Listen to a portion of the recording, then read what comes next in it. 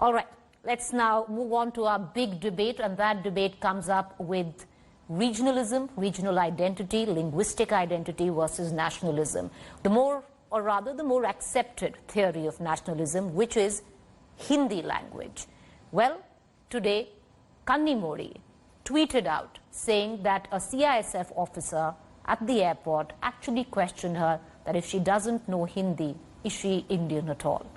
Once again, reigniting an old debate that why is Hindi given most or supremacy of Hindi over regional languages, and the cost that most of these states, especially in the south, pay because of it.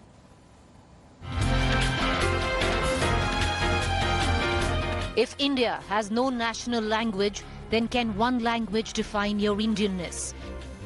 History stands testimony. India is a country steeped in regional identity, and assertion of its linguistic pride has often drawn the proverbial north-south divide. Reigniting the eternal debate over language and questioning the accepted supremacy of Hindi, Kanimozhi tweeted. We were going through the security and she was giving me instructions I could not understand. So I asked her to, speak to me in English or in Tamil. And her response was, if you're Indian, how can you not speak Hindi? So I said, you cannot decide who I am, and I'm going to complain. And it didn't bother her even after she knew that I was an MP. While the CISF was quick to apologize with a tweet stating it's not the policy of the CISF to insist on any particular language. While the BJP insinuated that the language issue is being raised due to an upcoming election in the state, the incident was enough to awaken linguistic sub-regionalism that has now become a part of the political consensus in Tamil Nadu and most other southern states. I did face such a situation. Despite my showing my ID card and others, I express my solidarity, my support to Madam Kanimozhi, who has taken up this issue. This is all happening after BJP RSS combined captured political power. It should be condemned. Kanimozhi galvanized the popular South sentiment on the imposition of Hindi, with P. Chidambaram tweeting that he faced a similar situation.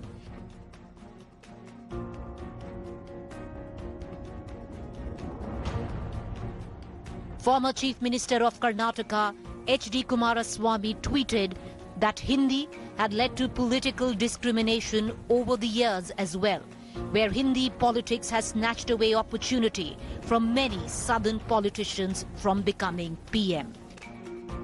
Where his father, H.D. Devagowda, as PM, was forced to deliver an Independence Day speech from the Red Fort in Hindi, even though he didn't speak it. Apart from politics, there has been social-cultural blowback of Hindi imposition, especially on language of choice for examinations for government jobs, which still remains Hindi or English. More so, notifications, government circulars mostly are all in Hindi. The use of Hindi is rampant on road signs on national highways. The President of India, Ramnath Kovind, has given his consent to make Hindi compulsory till class 10th in central government-run Kendriya Vidyalayas throughout the nation. However, what was welcome change was in the new education policy, which gives an option wherever possible. The medium of instruction until at least grade 5, but preferably till grade 8 and beyond, will be in the home language. All places in Tamil Nadu, already existing some schools, the 3 languages systems are there. Even Telugu schools are there, Urdu schools are there. This 3 language system is to boost the Tamil Nadu students, those particularly the downtrodden BPL level, they have to come to the mainstream. That's where our BJP Tamil Nadu unit welcome this central government move. As regional pride faces off with the Indian accepted language of nationalism, the cultural sociological debate aside, the politics over language will only peak. Tamil Nadu goes to election in 2021, and few things whip up electoral emotions than regionalism. India Today.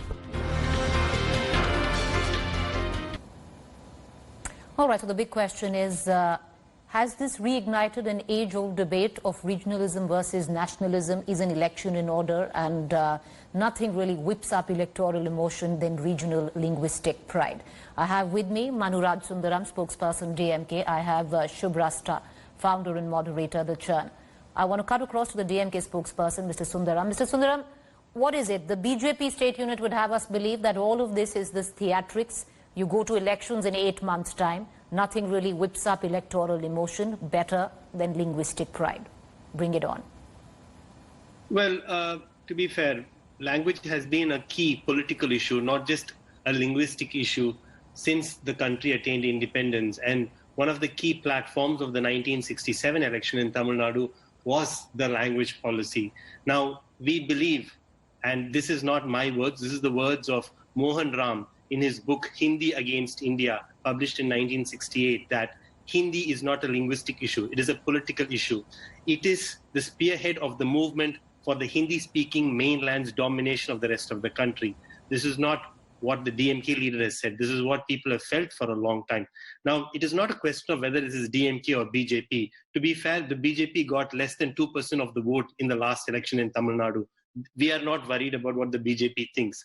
Of course, under the 8th schedule, all 22 languages, which include Tamil, English, Sanskrit and Hindi, all must be improved, all must be accepted by the government and government-run agencies. So it is a little strange that BJP and its affiliates start to wax eloquent about Hindi, specifically when it is quite against the national policy. In 1968, the parliament, both houses of parliament, accepted the official language resolution, which said that they will work towards the development of all 22 languages. And that has been our position. We are not against any language, be it Hindi, Sanskrit. To be fair, we do not care about which language they speak in their shakas or the Sangh Parivar meetings. But to be in India, we go by the constitution of this country, which places 22 languages in the 8th schedule on par. Now, if the government of the day cannot impose and work in accordance with the constitution, then we will meet them in court. Of course, on the political field, I do not think BJP is a match for DMK in Tamil Nadu. I'll just say one more thing, because you spoke also about regionalism versus nationalism. This is not a dichotomy of regionalism versus nationalism. Tamils, just because Hindi is spoken by about 40% of the country, doesn't make it the national language, doesn't make knowledge of Hindi a symbol of nationalism. This is about multilingual equality. We have seen this happen in many places, including the European Union, which has around 24 or 25 languages, all treated on par.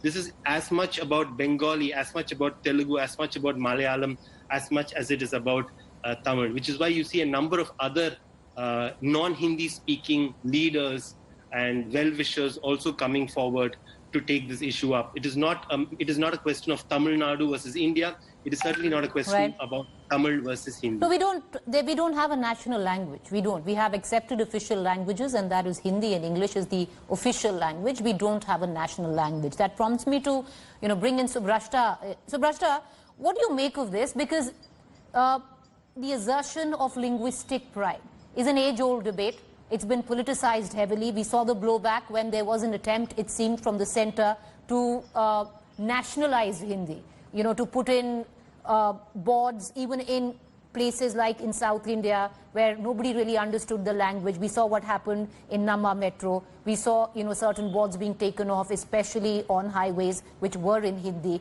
So we've seen this kind of strife. And why should one language actually dominate a country which is of many languages and regions?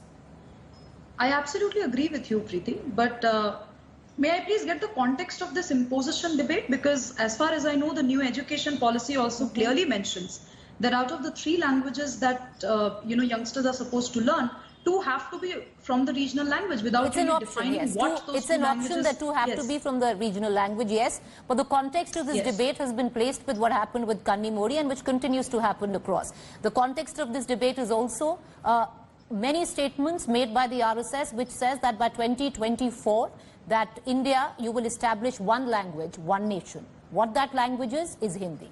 I don't think any official... Many statements, Subhrashta. One second, let her finish and I'll come back to you. Mr. Sundaram, I will come back to you. Let's have a fair debate. I will come back. I know you want to make a point. I will come back. I don't want to interrupt her. I will give her my time in the second half if she likes. But just because she asked to set the context, I would refer to a tweet by Dr. Ramesh Pokhriyal Nishank, the current Minister for Education / Human Resource Development. The tweet is dated August 1st, 2017, 4:45 p.m., wherein he says, making Hindi the language of the whole of India is absolutely essential. Okay, all right. So there are many examples. I gave you one, he's given you one. So Subhrashta, so pretty much the context of this debate is established. So, yes, absolutely. So now, if you put that into context, if DMK feels that Hindi should not be imposed, if Mahatma Gandhi felt Hindi should be the national language, if Mr. Nishank feels that Hindi should be an essential language, where really is the debate? Is it a part of a policy framework? Has it been debated in the parliament? For policy, people, for people who are interested in real and serious debates, Preeti, until unless I have something from the government of India, which officially says that Hindi has to be pushed down the throat of people in the Northeast and South India and elsewhere, I don't think I would like to get into the political aspect of it. Now, with respect to what you mentioned that happened with Ms. Kanimozhi, she could have filed a complaint and not just resorted to tweeting, because we all know the kind of politics which goes on social media and mainstream media as well. I don't think we need to really discuss that. We all know that elections are coming and it has to be placed in that context. I just want to take you through. We'll play those graphics out as well, and we'll play those graphics out as well, and I'll go back to Mr. Sundaram, but I'll take you through where you say, is it coming in terms of policy? Now, not very far back, if you remember, just about in September 2019, the Home Minister, standing on a podium in an election rally, had declared only Hindi can unite the country, right? And then that went on to have a huge... Mr. Mahatma Gandhi also said so. Bapu said so as well. So are we then, should we take the debate back to he was coerced, Mr. Amit Shah was coerced, then he made a statement on the floor of the parliament where he said we were not trying to impose Hindi. So there is a blowback, there is context to all of this. Absolutely, Preeti, I'm not discounting what you say. I'm saying that shall we then also debate on what Mahatma Gandhi also said? Simple question, shall we debate that as well? I'm ready and I'm up for a debate. But do we acknowledge that Mahatma Gandhi's vision of making Hindi the national language of India, should that be taken up, is the limited point that I'm trying to argue. See, in a democracy, everybody is entitled to have an opinion, and I don't think we should snatch that right away, however outrageous or offensive it might seem to anybody, including me. That doesn't mean every statement uttered by every politician makes to a policy framework. Even in the parliament, there were so many things which were said about CAA, for instance. Not everything went into the real draft. So let's understand that debate, discussions, utterances are a part of a democratic process. Why be so touchy about it? But while I go back to Mr. Sundaram, I just want to quickly take you through a few facts. All the examinations that you sit for government posts are in Hindi and they are in English. So there is, at the same time, we might want to contend that, nobody's trying to impose it on you. It's not a part of policy, but it's been ingrained in our system, and that is a fact, whether we like to deny it or not. In terms of politics, whether we like to deny it or not, the fact that most South Indian politicians have been denied the Prime Minister's chair, Subhrashta, had been because they were not very savvy with Hindi, and that doesn't really come with any political party. It came right in the beginning as well, when the Congress was in power. But Manuraj Sundaram, Subhrashta has raised a point. There's an election in order in your state. 8 months from now, there is an election. Ms. Kanimozhi today decides to make this a huge issue. Lodge a complaint. The CISF was quick to apologize. Yeah, there is an election. I don't think anybody should be surprised about that. There's an election every 2 to 3 years, considering Lok Sabha and the state elections happen in this state every 2 to 3 years. Nevertheless, let me just say, let me contextualize this more for your viewers, with your permission, Preeti. Every Independence Day speech, the Prime Minister speaks in Hindi. More than 50% of the country does not understand what the Prime Minister is speaking on television. The government of India has started a channel called DD Kisan, ostensibly for the welfare and to knowledge transfer for farmers. More than 50% of farmers in India do not speak Hindi, which is the language of that channel. Now, I can keep giving you more examples. On 3rd January 2018, in response to a start question in Lok Sabha, then External Affairs Minister Sushma Swaraj, the question was posed by Dr. Shashi Tharoor of the Congress.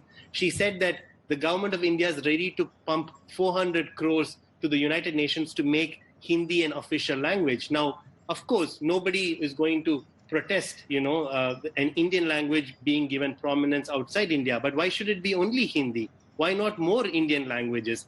This is the sort of insidious manner in which this language is being imposed. Sure, they can say that there is no place where they are outrightly imposing Hindi because they know that that would be unconstitutional and the courts of this country would not stand for it. Nevertheless, you see the tweet that Ramesh Pokhriyal has tweeted in 2017. You see Sushma Swaraj's statement in 2018. Read it along with the speech given by Amit Shah in 2019. And next week, I bet you, Preeti, let's see which language the Prime Minister of this country will be speaking from Redford, where half the country will not understand, and I bet you there will be no subtitles. But Mr. Sundaram, we want to, let's be fair. I want to put those graphics out. Subrashta, I'm coming to you, and you'll get the closing comment as well. Give me a minute. I want to put those graphics out. How does India speak right now? Mr. Sundaram, you said that I bet he will be speaking in Hindi. He will be speaking in Hindi because the majority of the country understands Hindi. We're going to put out those graphics on how India speaks, how many people actually speak Hindi, and you see it right there. 43% of this country speaks Hindi, Mr. Sundaram. Bengali spoken by just 8%. Telugu, Tamil spoken by just 5.7%. 6.7% Telugu and Marathi by 6.86%, while Hindi is 43%. So whether we like it or we don't like it, no, Hindi is not the official language of India. But it's been spoken by 43% of the people. Therefore, the Prime Minister would speak in Hindi. Subrashta, go on. Yes. So, Preeti, just also to contextualize and give some more data, between 2001 and 2011, the proportion of Hindi speakers in Tamil Nadu, and this is government data, has nearly doubled. Also, Hindi is the 3rd most spoken language after Mandarin and English across the globe. So let's also, I'm not somebody who is trying to say that, Hindi should become the official language of the country, but I'm just trying to put facts and perspective as well. I agree with the DMK spokesperson when he says that a lot needs to be done when it comes to making every Indian feel more influenced and feel more affected by the languages spoken all across the country. And he mentioned about DD Kisan. I agree with his concern. My only urge is the state governments also have a say over what DD, Tamil Nadu, DD Assam, DD Manipur sort of airs and, broadcasts. So I'm pretty sure that if people of Tamil Nadu, if farmers of Tamil Nadu really want the content aired by, DD National has to be translated, I'm sure there are brilliant translators out there who can do the job. Having said that, I agree with the DMK. Okay, I need to close the bulletin because this is going to continue, and I appreciate both of you joining us. Manuraj Sundaram, you laid your point. Subrashta, you laid your point, but ultimately the fact is there is a divide, whether we like it or not. Linguistic divide between the north and the south of this country. Will it be bridged? It doesn't seem anytime soon. A quick break to stay with us. Up next is Rahul Kanwal. Thank you for joining us.